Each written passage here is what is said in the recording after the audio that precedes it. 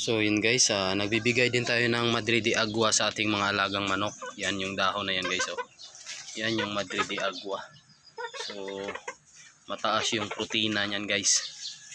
So maganda rin yan sa mga alaga nating manok, baka, and then iba pa, baboy pwede rin. Yan, so nilagyan ko dito sa loob din para makakain din yung ating manok. So malapit na niyang maubos guys. Oh. Yan. Nakain niya. So yan, pag makita mamaya yan ng ibang manok, kakainin din yan. So dito lang tayo kumukuha guys, kasi may tanim ako dyan 3 puno. Yan yung mga dahon nyo. So yan guys. So yan, tinutuka na ng ating alagang manok.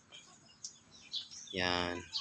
So tapos ko na kasi silang pakainin ng feeds. So yan guys, ang bilis kainin.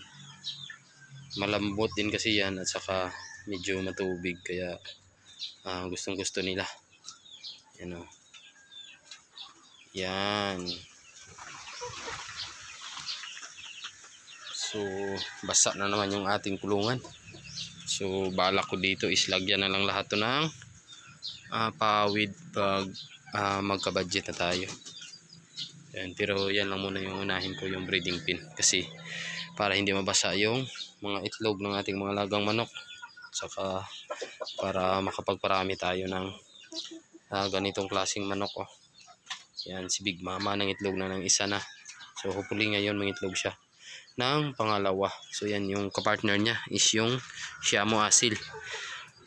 Si Big Mama kasi is yung breed, yung bloodline niya is Siamo Jutako. So yan o. Yan, ganda din ng broodcock natin na ginamit. So yan.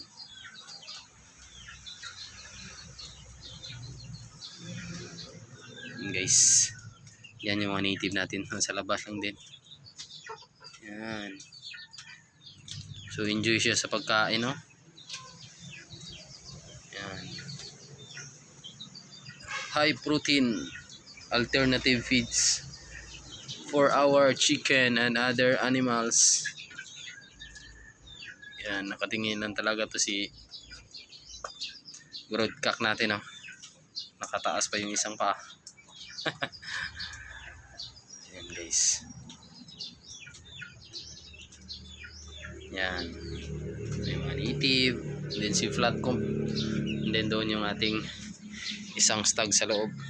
Yan, yung talisayin. So yung isa natin dito, enjoy din sa pagkain. Yan o. So malapit na niyang maubos. So ito na lang yung natira guys. So binigay ko sa kanya. Yan. So may ubos na to. So dyan lang nakasabit lang yan.